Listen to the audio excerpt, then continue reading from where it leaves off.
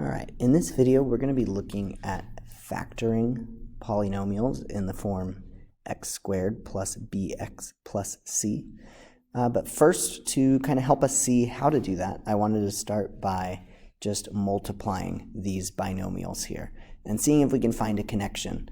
Because factoring a polynomial in the form x squared plus bx plus c will ultimately result in something that looks like this. So let's see what happens when we factor x plus 5, when we multiply x plus 5 and x plus 4. So let's go ahead and use an area model here. We've got x plus 5 and x plus 4. So x times x would be x squared, x times 5 is 5x, x times 4 is 4x, and 4 times 5 is 20. We can combine like terms. We add 5x and 4x, and we get 9x. So if we multiply these, our product would be x squared plus 9x plus 20. Now, you may notice, right, that 20 here is the product of 5 and 4. So in other words, we take these two constant terms, 5 times 4, and we multiply them and we get 20. And if we were to look here at this coefficient of x, 9 is the sum of 5 and 4. Right? So we can see that 5 times 4 is 20, and 5 plus 4 is 9. And so that can help us when it comes time to factor a polynomial, right? If we wanted to go the other direction, let's say we started with this, we would know, okay, I need to come up with two binomials, and my constant terms need to be something that multiply to 20 and add to 9. And so in this case, we would know that would be 5 and 4. So let's take a look at doing that here. So writing a polynomial as a product of factors is called factoring. To factor x squared plus bx plus c as x plus p times x plus q, you need to find p and q such that p plus q equals b and p times q equals c. That's what we just discussed here. So let's look at an example here. We want to factor x squared plus 10x plus 16. So again, we want to remember that the product of our two constants, so if we were to write it in the form x plus p times x plus q, we know that p times q needs to equal 16, and we know that p plus q needs to equal 10. So we've got this little table here where we can list out factors of 16 and what the sums of those factors would be. So we'll notice here, right, 16 is positive and 10 is positive. So we know in this case that both p and q will need to be positive. So let's look at factors of 16. We know we have 1 and 16. We know we have 2 and 8. And we know we have 4 and 4. So we can look at the sum of those factors. Well, I know 1 plus 16 is 17. I know 2 plus 8 is 10. And 4 plus 4 is 8. So only one of these will meet my criteria, right? I need it to multiply to 16, and I need it to add to 10. So 2 and 8 will be my factors. So I could factor this as x plus 2 times x plus 8. And just to check our work here, right, create a little area model.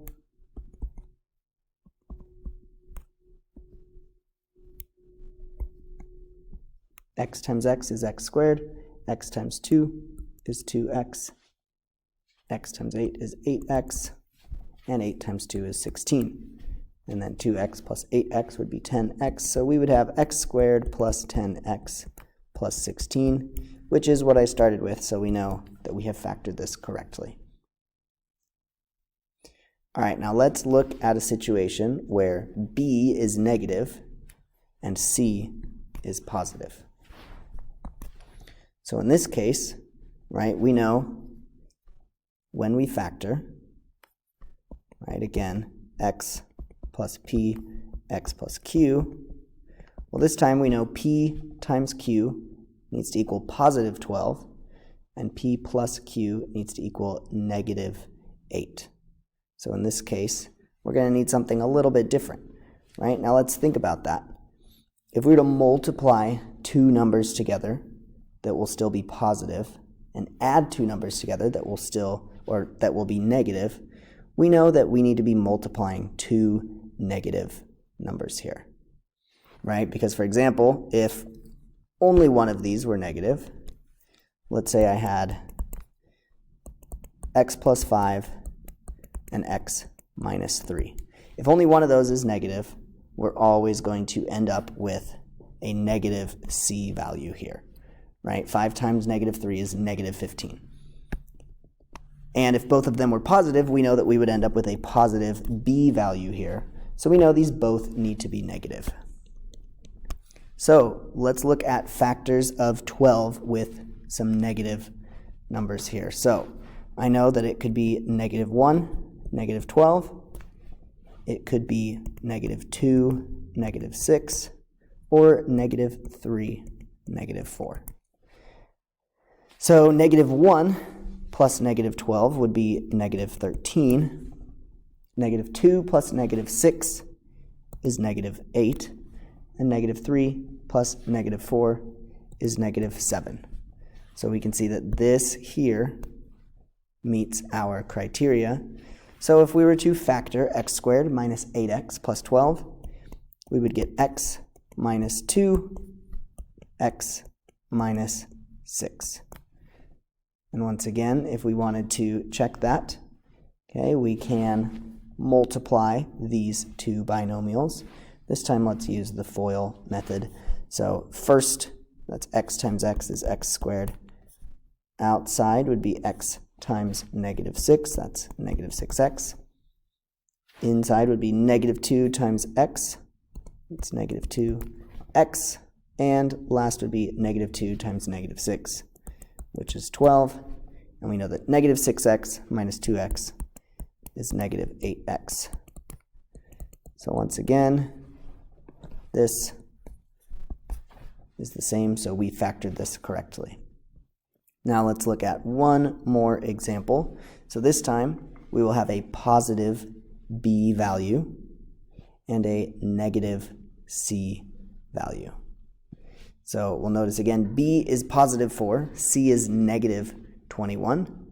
So we know that in order to get a negative c value, right, the only way to do that is to have one positive and one negative here. So either p or q will be negative. So we want to look at possible factors of 21. So we know that this could be, for example, right, you could have negative 1 and positive 21, and you could have negative 21 and positive 1. You could have negative 7, positive 3, and you could have negative 3, positive 7.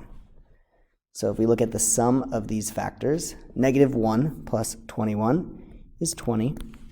Negative 21 plus 1 is negative 20. Negative 7 plus 3 is negative 4. And negative 3 plus 7 is positive 4. So we'll notice in this case, these will be our two numbers, our p and q values. So if we were to write this factored, it would be x minus 3, x plus 7. So let's check here using our area model. So we have x minus 3 and x plus 7. So x times x is x squared, x times negative 3 is negative 3x, x times positive 7 is 7x, and negative 3 times 7 is negative 21. So that would give us x squared minus 3x plus 7x minus 21. We combine like terms and we get x squared plus 4x minus 21. So we know that we have factored this correctly.